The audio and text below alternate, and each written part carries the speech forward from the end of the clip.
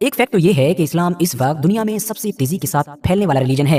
हमारी इस दुनिया में ऑलरेडी 55 से 60 के बीच मुस्लिम देश मौजूद हैं, जबकि पिछले 10-15 साल में इस तरह की खबरें आना भी आम बात है, जिसमें बताया जाता है कि दुनिया के बहुत सारे इलाकों में और स्पेशली वेस्ट में, मतलब यूके, जर्मनी और अस्सलाम वालेकुम वरहमतुल्लाहि वबरकातुहू। उम्मीद है आप सब खैरियत से होंगे। मैं भी अल्हम्दुलिल्लाह अल्लाह का लाख लाख शुक्र है, सना खैरियत से। और इंशाल्लाह जिस वीडियो रिएक्शन देने आ रहे हैं, RH नेटवर्क चैनल का नाम है। इनके चैनल का लिंक बड़ी डिस्क्रिप्शन में दे दूँगा, आप लोग इसे सब्सक्राइब करिएगा और मेरी वीडियो में एंटर देखिए।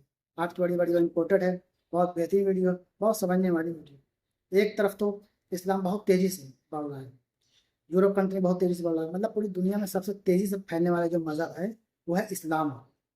वो क्यों है ये हम सब जानते हैं, क्योंकि इस्लाम एक ऐसा मज़हब है जिसमें हर चीज़ का तरीका बताया गया है, हर सच्चाई बताई गई है, चाहे वो किसी के हक के बारे में, किसी चीज़ के बारे में, तमाम सच्चाई है, मतलब पूरा एकदम मुकम्मल सच।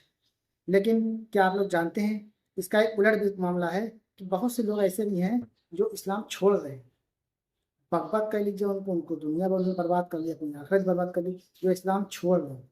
तो हम इस वीडियो में ये जानने की कोशिश करेंगे कि कौन से वो मुल्क हैं या कौन से वो लोग हैं जो इस्लाम छोड़ रहे हैं, कौन से वो लोग हैं जो कभी इस्लाम की हुकूमत वहाँ उस मुल्क में रहती थी, आज वहाँ पर इस्लाम जो है वो मतलब गिरावट आ रही है वहाँ पर। तो वो कौन से मुल्क हैं, आइए जानने की कोशिश करेंगे इस वीडियो के जरिए से। वीडियो एंड तक ज़रूर देखिएगा और अच्छी लगे तो शेयर भी करिएगा। बिना देरी वीडियो स्टार्ट करते हैं, फिर बात करते हैं। एक फैक्ट तो ये है कि इस्लाम इस वक्त दुनिया में सबसे तेजी के साथ फैलने वाला रिलीजन है। हमारी इस दुनिया में ऑलरेडी 55 से 60 के बीच मुस्लिम देश मौजूद हैं, जबकि पिछले 10-15 साल में इस तरह की खबरें आना भी आम बात है, जिसमें बताया जाता है कि दुनिया के बहुत सारे इलाकों में और स्पेशली वेस्ट में, मतलब यूके, जर्मनी और फ्रांस जैसे देशों में इस्लाम का ग्राफ कुछ ज्यादा ही तेजी के साथ बढ़ रहा है। मगर दोस्तों, इससे बिल्कुल उलट, क्या आप लोगों ने कभी इस बारे में जाना है या सुना है कि हमारी दुनिया में कुछ ऐसे देश, कुछ ऐसे इलाके भी मौजूद हैं कि जहाँ पर किसी दौर में मुसलमानों का राज हुआ करता था या एक बड़ी तादाद में मुसलमान वहाँ पर रहा करते थे, मगर आज के दौर में वो वहाँ से गायब हो चुके हैं, या तो हैं ही नहीं, या अगर हैं भी तो बिल्कुल न होने के बराबर हैं। और आज की अपनी इस छोटी मगर इन्फॉर्मेटिव वीडियो में हम आप लोगों को कुछ ऐसे ही दुनिया के देशों और इलाकों से रूबरू कराने वाले हैं कि जहाँ पर सैकड़ों सालों तक मुसलमानों का राज रहा, मगर आज सिनेरियो बिल्कुल ऑपोजिट नजर आता है। और हमारी इस लिस्ट की शुरुआत होती है यूरोप के उस मशहूर स्पेन देश से, कि जो पिछले कुछ वक्त से गाजा को यूरोपियन देशों में सबसे ज्यादा सपोर्ट करने को लेकर चर्चाओं में बना हुआ है। स्पेन के बारे में खास बात यह है कि पूरे ही स्पेन के ऊपर मुसलमानों ने थोड़े बहुत वक्त के लिए नहीं, बल्कि पूरे 800 साल तक राज किया था।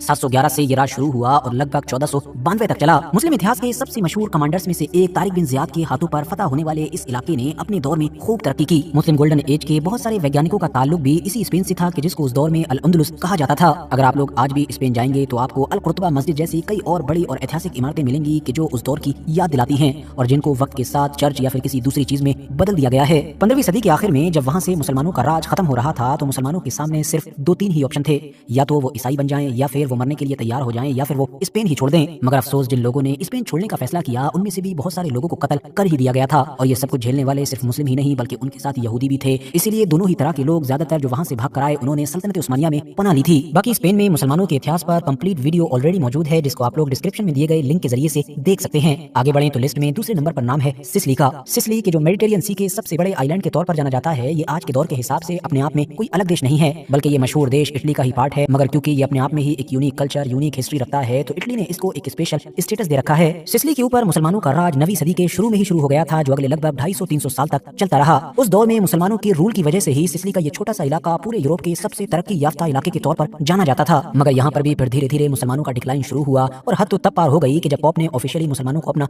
दुश्मन घोषित कर दिया। नतीजा ये हुआ कि 12वीं सदी के आखिर में तो मुसलमानों का खुलेआम कत्लेआम होने लगा। सिसिली के हर इलाके, हर कोने से चुन चुनकर मुसलमानों को निकाला जाने लगा, और उसके बाद इस पूरे इलाके को एक ईसाई इलाका घोषित कर दिया गया। इतिहासकार मानते हैं कि लगभग 1240 ही वो साल था कि जब सिसिली से आखिरी मुसलमान को भी निकाल दिया गया था। हमारी इस लिस्ट में अगला नाम है साइप्रस का। साइप्रस के जो लोकेशन के एंगल से मेडिटेरियन सी में टर्की और ग्रीस के पास में मौजूद है, इस इलाके पर किसी दौर में मुसलमानों की एक बड़ी आबादी रहा करती थी। ये वो दौर था कि जब यहाँ पर ऑटोमन एम्पायर मतलब सल्तनत उस्मानिया का राज हुआ करता था। लेकिन जब 1878 में ये इलाका सल्तनत उस्मानिया के हाथ से निकला, तो यहाँ पर मुसलमानों की आबादी में भी बड़ा फेरबदल देखने को मिला। लगातार मुसलमानों की आबादी घटती गई, जबकि ईसाइयों की बढ़ती चली गई। आज के दौर में साइप्रस अपने आप को एक आजाद देश मानता है, हालांकि टर्की उसके ऊपर अपना क्लेम क्लेम करता है कि ये हिस्टोरिकली हमारा एरिया था, इसीलिए ऑलरेडी टर्की इसके आधे टुकड़े पर कंट्रोल भी हासिल कर चुका है।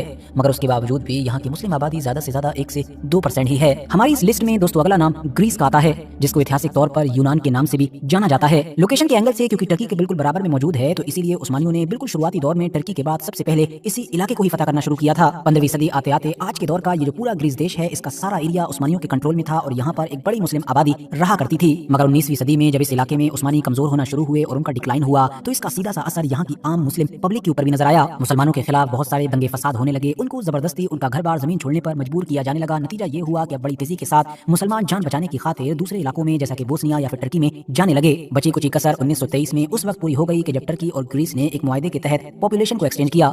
मतलब जो ग्रीस के मुस्लिम लोग थे उनको टर्की में भेज दिया गया और जो टर्की की एक बड़ी ईसाई पॉपुलेशन थी उसको ग्रीस की तरफ भेज दिया गया। किसी दौर में मस्जिदों और मुसलमानों का गढ़ माना जाने वाला ये इलाका आज एक ईसाई देश है, जहाँ पर मुसलमानों की आबादी लगभग 2% के ही करीब है। आगे बढ़े तो हमारी इस लिस्ट में अगला नाम है पुर्तगाल का। पुर्तगाल के जो आज एक ईसाई देश है, वो आज से लगभग 550 और 600 साल पहले कंप्लीट एक मुस्लिम देश हुआ करता था, जहाँ पर नजरें उठाने पर हर तरफ आलीशान मस्जिदें नजर आती थी। दुनिया के नक्शे में अगर आप लोग पुर्तगाल की लोकेशन को देखेंगे तो आपको खुद ही अंदाजा हो जाएगा कि इसके इतिहास के बारे में ज्यादा बात करने की जरूरत नहीं है, क्योंकि स्पेन से बिल्कुल जुड़ा हुआ है। तो मुसलमानों का इतिहास स्पेन और पुर्तगाल का लगभग एक ही है। मुसलमानों ने उस दौर में इस पूरे ही इलाके पर राज किया था और इस पूरे ही इलाके को अल अंदलुस के नाम से जाना जाता था। और बाद में जब उनका डिक्लाइन हुआ तो पूरे इलाके से हुआ, जब दंगे फसाद हुए तो पूरे इलाके में हुए, जब उनका कत्लेआम हुआ तो पूरे इलाके से हुआ, जब उनको भागना पड़ा तो पूरे इलाके से भागना पड़ा।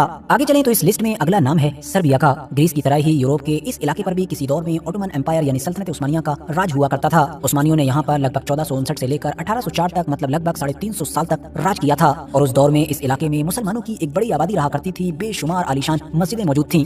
लेकिन बिल्कुल ग्रीस की तरह ही जब यहाँ पर उस्मानियों का डिक्लाइन शुरू हुआ तो इसका सीधा असर मुसलमानों की आम पब्लिक पर भी नजर आया। मुसलमानों के खिलाफ दंगे फसाद बढ़ गए, कत्लेआम होने लगा और उनको उनका अपना ही मुल्क छोड़ने पर मजबूर किया गया। धीरे धीरे वहाँ से मुस्लिमों की आबादी कम होती चली गई और वहाँ पर मौजूद उस्मानियों के दौर की मस्जिदों की तादाद भी आज के दौर में उस्मानियों के दौर की निशानी के तौर पर सिर्फ एक ही मस्जिद वहाँ पर बाकी है, जबकि 2022 के डेटा के मुताबिक मुसलमानों की आबादी लगभग 2,78,000 के करीब है। इन चंद देशों के अलावा और भी कुछ खास इलाके हैं, जैसा कि सेंट्रल एशिया का पूरा इलाका। आपको पता होना चाहिए कि ये लंबे वक्त से पूरा इलाका मुस्लिम इलाका रहा है। बड़ी बड़ी सल्तनतों ने यहाँ पर राज किया है, जबकि इस इलाके के जो कुछ मशहूर शहर हैं जैसा कि बुखारा या समरकंद वगैरह, इनका डंका तो आप लोगों को मुसलमानों की हर तरह की किताब में नजर आएगा। लेकिन यहाँ पर भी हुआ ये कि 1920 के दौर से ये इलाका सोवियत यूनियन यानी कि यूएसएसआर के अंडर में चला गया और यूएसएसआर के लीडर्स ने इस इलाके में रहने वाले मुसलमानों, ईसाइयों, बाकी सभी धर्मों के लोगों पर धार्मिक मामलों में पाबंदियां लगानी शुरू कर दी और हर तरह से ये कोशिश की जाने लगी कि सारे इलाके से इस्लाम के इन्फ्लुएंस को खत्म करके यहाँ पर कम्युनिज्म की विचारधारा को फैलाया जाए। एक लंबे वक्त के बाद यानी 1990 के दौर में जाकर जब धीरे धीरे ये सारे इलाके यूएसएसआर से आजाद हुए और वो पूरी तरीके से टूट गया,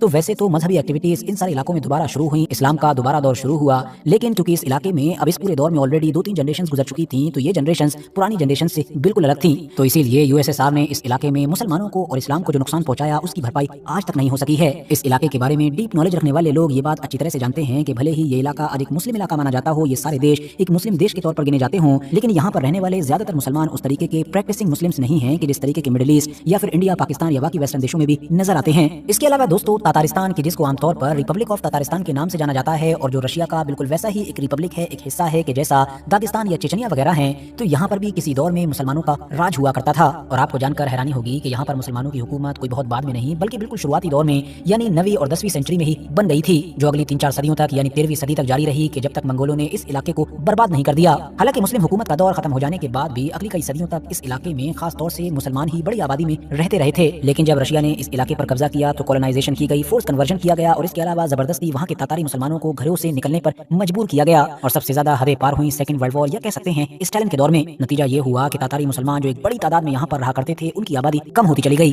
इसके अलावा दोस्तों जो क्रीमिया का इलाका है, जो अक्सर रशिया और यूक्रेन की वॉर की वजह से भी चर्चाओं में रहता है, यहाँ पर भी मुसलमानों की आबादी लंबे वक्त तक अच्छी खासी तादाद में थी और इस इलाके पर इनडायरेक्टली किसी दौर में ऑटोमन एम्पायर का भी राज हुआ करता था। लेकिन इस इलाके को भी लगभग उन्हीं सारी चीजों से गुजरना पड़ा कि जिस तरह की कहानी मैंने आप लोगों को अभी तातारिस्तान के बारे में सुनाई। फिलहाल दोस्तों इससे पहले आज की अपनी वीडियो